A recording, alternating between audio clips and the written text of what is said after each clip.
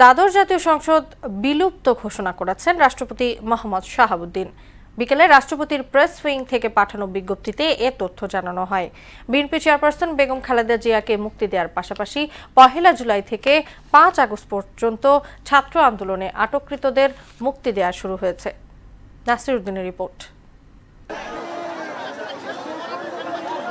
ছাত্র আন্দোলনের জেরে সোমবার প্রধানমন্ত্রীর পদ থেকে ইস্তফা দিতে বাধ্য হন শেখ হাসিনা। এর পরপরই তিন বাহিনীর প্রধান ও রাজনৈতিক দলগুলোর প্রতিনিধিদের সঙ্গে বৈঠক করে দ্বাদশ জাতীয় সংসদ ভেঙে দেওয়ার সিদ্ধান্ত নেন রাষ্ট্রপতি মোহাম্মদ শাহাবুদ্দিন। এর ভিত্তিতে মঙ্গলবার সংসদ ভেঙে দেওয়ার বিজ্ঞপ্তি প্রকাশ করা হয়, যার ফলে বিলুপ্ত হয়ে গেল ৭ জানুয়ারির নির্বাচনের মাধ্যমে গঠিত দ্বাদশ সংসদ।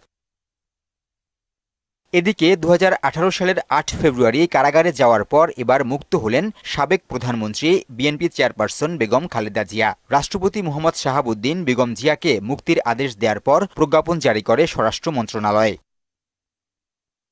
গত ১ জুলাই থেকে ৫ আগস্ট পর্যন্ত বৈষম্য বিরোধী ছাত্র আন্দোলন ও বিভিন্ন মামলায় আটককৃতদের মুক্তি দেয়া শুরু হয়েছে।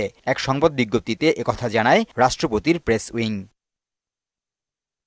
এর আগে ২৪ ঘণ্টার মধ্যে বর্তমান সংসদ ভেঙে দিয়ে অন্তর্বর্তীকালীন সরকার গঠনে রাষ্ট্রপতির কাছে আহ্বান জানান বিএনপি মহাসচিব মির্জা ফখরুল ইসলাম আলমগীর।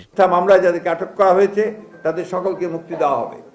একই সঙ্গে অন্যান্য যে সমস্ত মিথ্যা মামলা দীর্ঘকাল ধরে আমাদের যে সমস্ত নেতাকর্মী রাজনৈতিকভাবে আপনার সাজা দিয়ে আটক করা হয়েছে তাদেরকেও মুক্তি দেওয়ার সমস্ত প্রক্রিয়া তারা চূড়ান্ত করবেন। এগুলো তাদের কমিটমেন্ট।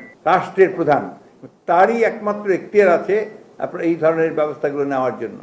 সুতরাং তিনি যখনই আমাদেরকে ডাকবেন আমরা অবশ্যই আমাদের যেটা নাম প্রস্তাব সেই প্রস্তাব আমরা দেব। ছাত্র জনতার বিজয়কে অসামান্য উল্লেখ করে তাদের উপর বিএনপির পূর্ণ আস্থা আছে বলেও জানান ফখরুল। ছাত্রদের প্রতি আমাদের সম্পূর্ণ আস্থা আছে।